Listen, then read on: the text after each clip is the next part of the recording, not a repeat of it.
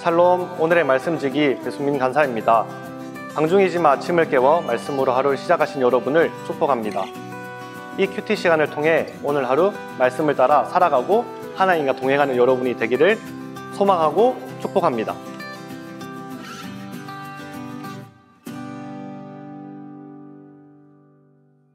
오늘의 본문은 아담의 불순종으로 우리는 모두 죄인이 되었지만 예수 그리스도의 크신 은혜로 말미암아 구원을 받았고 그 결과 영생에 이르렀다는 것을 말하고 있습니다.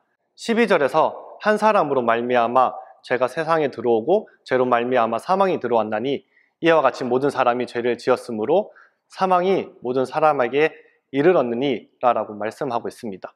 여기서 죄는 하나님의 명령에 불순종한 것을 뜻합니다. 그 결과 하나님과의 관계가 파기되었고 사망의 형벌 아래 놓이게 된 것입니다. 여기서 사망이란 세 가지로 말할 수 있습니다. 우리의 영과 하나님의 영이 분리된 상태인 영적인 죽음, 우리의 영이 우리의 육체와 분리된 상태인 육적인 죽음, 우리의 영이 하나님의 존재와 영원히 분리된 상태인 영원한 죽음입니다. 아담이 하나님의 명령에 불순종하여 죄를 이 세상에 가지고 왔고 이 죄는 결국 죽음을 들여온 것입니다. 아담이 불순종하였는데 왜 우리가 죄인이 되었을까요? 그것은 아담 이후에 출생한 모든 인류는 아담 안에 있었기 때문에 아담이 죄를 범했을 때 모든 인류도 함께 죄를 짓게 된 것입니다. 13절에서 죄가 율법 있기 전에도 세상에 있었으나 율법이 없었을 때에는 죄를 죄로 여기지 아니하였느니라. 이 말씀을 통해 알 수 있는 사실이 하나 있습니다. 죄의 능력은 율법이 있기 전에도 존재했다는 것입니다. 율법이 있기 전 그들이 지은 죄는 율법을 범하는 것으로 여기지는 않았지만 그건 역시 죄고 사망의 결과를 가지고 오는 것이었습니다.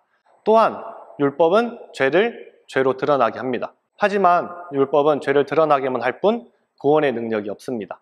그렇기에 율법은 많은 사람의 죄를 드러내고 그들을 정죄하여 사망에 이르도록만 했습니다. 그렇다면 이 죄의 문제를 해결할 방법은 무엇일까요? 그것은 바로 예수 그리스도입니다. 예수 그리스도만이 죄의 문제를 해결한 유일한 분입니다. 18절에서 21절까지 보시면 예수 그리스도의 은혜를 말씀하고 있습니다. 한 사람, 예수 그리스도의 순종을 통해 우리는 무죄선언에 따른 생명을 얻었습니다. 예수님의 대신 순종 때문에 우리는 의롭다 하는 선물을 받았고 의인의 신분을 받은 것입니다. 또한 20절에서 죄가 더한 곳에 은혜가 넘쳤나니 라고 말을 하고 있습니다. 우리는 이 은혜를 잊지 말아야 합니다. 우리가 예수님 안에 있다면 결코 죄인이 아니지만 우리는 연약하기에 죄를 지을 수 있습니다.